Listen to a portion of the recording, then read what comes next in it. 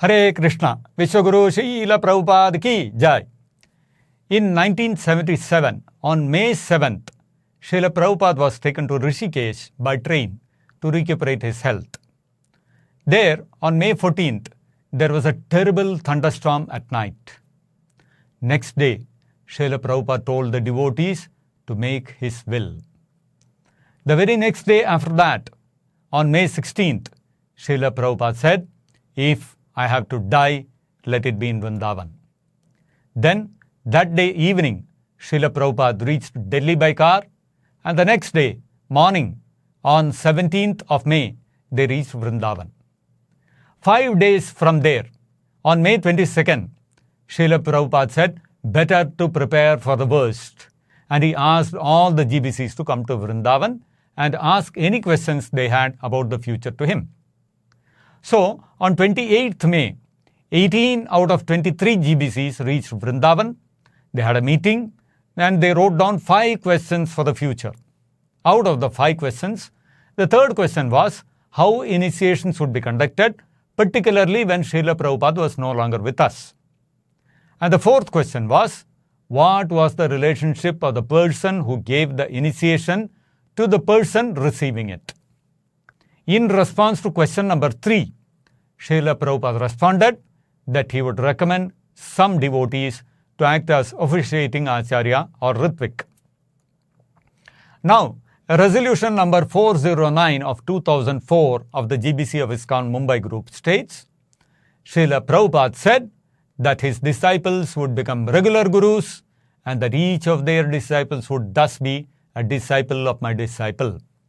On the strength of our Vaishnava tradition and the statements of Srila Prabhupada, the GBC concludes that Srila Prabhupada intended his disciples to become regular gurus after he physically departed.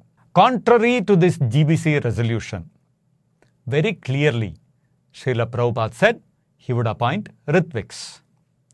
One may say that Srila Prabhupada's response to question 4 spoke about disciple of my disciple, grand disciple, etc.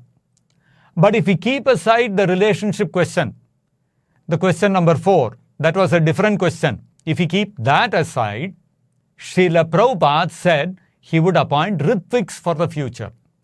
Not regular gurus, not diksha gurus, but rtviks to the GBC's question number 3. Hence, there is no question of calling anyone diksha guru in Iskcon, because rtvik is what Srila Prabhupada said when the GBC put the question of initiations in future to him.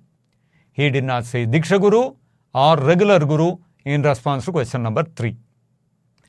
Now, when we come to Srila Prabhupada's response to question number 4, the relationship question, the GBC have their interpretation for Srila Prabhupada's answer, while we have our understanding.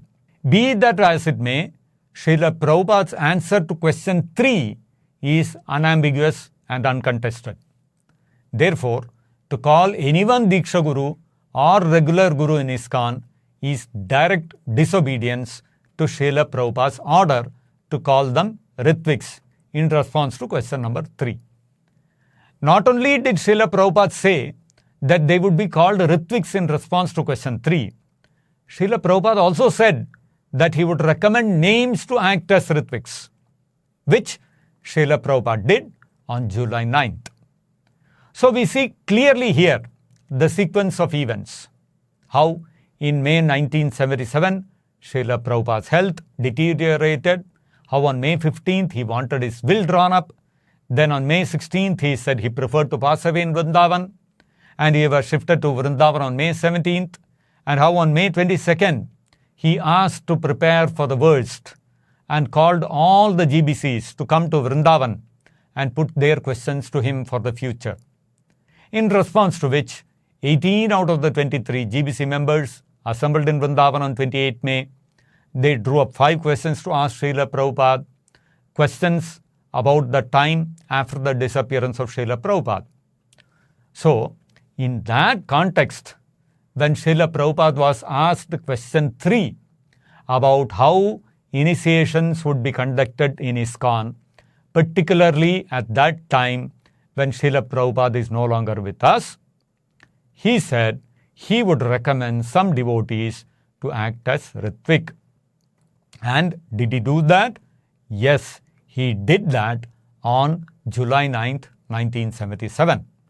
Even in that July 9th order also, it refers to this very discussion on May 28th about initiations, particularly at that time when Srila Prabhupada is no longer with us. So it is as clear as daylight that ritviks were meant particularly for the time when Srila Prabhupada was no longer with us. There is no way anyone can be called a diksha guru or any other term in Iskcon. If we call those who give initiations by any other name than ritvik, a representative of the Acharya, then we are directly disobeying Srila Prabhupada's specific order. Now, we come to Srila Prabhupada's answer to question 4, which is the relationship question. At the cost of repetition, the GBC have their interpretation of Srila Prabhupada's response to question 4, and we have our understanding. Whatever the differences may be between the GBC and us, all those differences in understanding were settled on July 9th, 1977 by Srila Prabhupada himself. Srila Prabhupada not only named the ritviks on July 9th, 1977, he also clarified the relationship question unequivocally.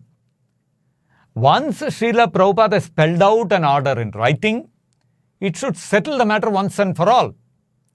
But somehow, some devotees do not want to accept Srila Prabhupada's order and want to question it and give all sorts of interpretations to it, saying that it is temporary, it is only up till the time of his disappearance, it is not as per Shastra, and etc., etc., etc. But if we consider the order of Srila Prabhupada as sacrosanct, and we don't want to risk committing one of the biggest offenses against the holy name, which is the third offense, the Guru Aparad, the Aparad of disobeying the spiritual master, then we must follow Srila Prabhupada's July 9th order for ritvik initiations. The problem with not following the ritvik initiation system in Iskcon is that it involves disobedience to the spiritual master's order at an institutional level. Disobedience to Srila Prabhupada's July 9th order has been institutionalized in Iskcon. That is the problem.